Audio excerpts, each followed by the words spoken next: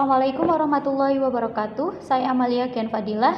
Di sini saya akan menjelaskan mengenai UTS manajemen proyek saya yang berjudul Aplikasi Sistem Informasi Kepegawaian Berbasis Web. Jadi proyek dimulai tanggal 21 September. Proyek selesai tanggal 23 Januari 2022. Manajer proyeknya Amalia Gian Fadilah. Tujuan proyeknya itu untuk membangun aplikasi sistem berbasis web yang dapat memberikan informasi yang berkaitan dengan permasalahan kepegawaian seperti perekrutan, data induk untuk sekolah ya maupun atau guru ataupun karyawannya. Proyek ini dikerjakan selama 4 bulan dengan estimasi total biaya pembuatan sistem sebesar kurang lebih 62.120.000. Untuk project timnya terdiri dari Bagus Wijayanto sebagai Departemen Produk, Amalia Gian sebagai Project Manager, Ilham Aksani sebagai System Analyst, Evi Susilowati sebagai Database Designer, Eko Nugroho sebagai Interface Designer, Faisal Abdi sebagai Programmer, Yosef Wardani sebagai Dokumentasi Sistem, Zul sebagai Quality Asuransi, Sekar Setia sebagai Helpdesk, dan Meli Handayani sebagai Trainer.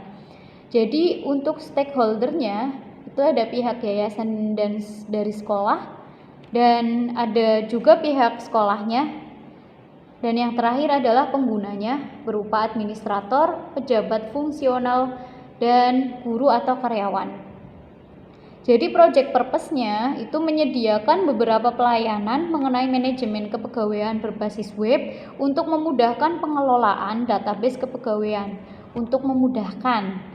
Nah, skupnya data yang digunakan dalam proyek ini adalah data sistem kepegawaian berbasis file Excel yang ada di SMK Serindo Tegal. Untuk project milestone-nya itu project charter ditandatangani tanggal 2 bulan 9 2021, proposal disetujui tanggal 11 bulan 9 2021, sampai proyek selesai itu tanggal 23 bulan 1 tahun 2022. Dengan resiko kecelakaan kerja, tim kecelakaan kerja ratingnya median, tim sakit low, resign low juga.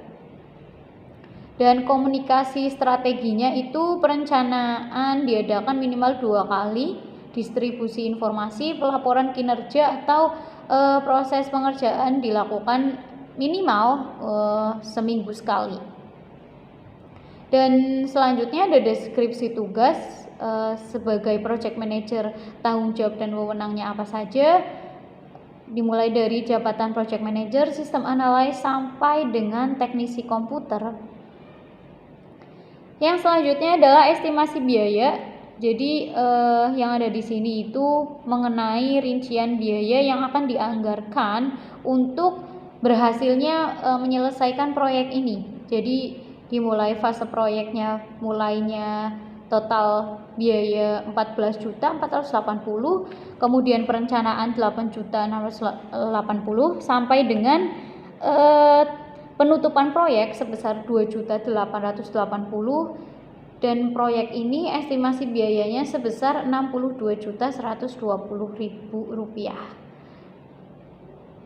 Yang selanjutnya adalah jadwal proyek. Jadi ada kurang lebih 4 bulan ya, dimulai dari September, Oktober sampai dengan Januari, karena Septembernya akhir-akhir jadi kurang lebih 4 bulan. Yang selanjutnya ada WBS atau strukturnya. Jadi activity-nya dari mulai